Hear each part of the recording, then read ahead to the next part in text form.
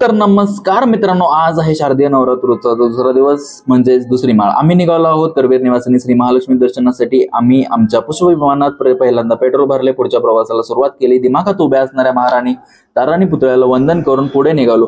आज राहुल साहेब कोल्हापुरात येत असल्या कारणाने ठिकठिकाणी त्यांचे होर्डिंग्स लागले होते। कोल्हापूरच्या वैभवात भर पडणाऱ्या ऐतिहासिक अशा भवानी मंडपातून आत गेलो असता पाहतो तर काय, आज शुक्रवार असल्यामुळे खूपच आम्ही आपलं मुखदर्शनच्या रांगेतून आत गेलो, आई अंबामातेचं दर्शन घेतलं आणि बाहेर आलो। बाहेर मंदिराची सजावट खूपच उत्कृष्टरित्या केलेली होती।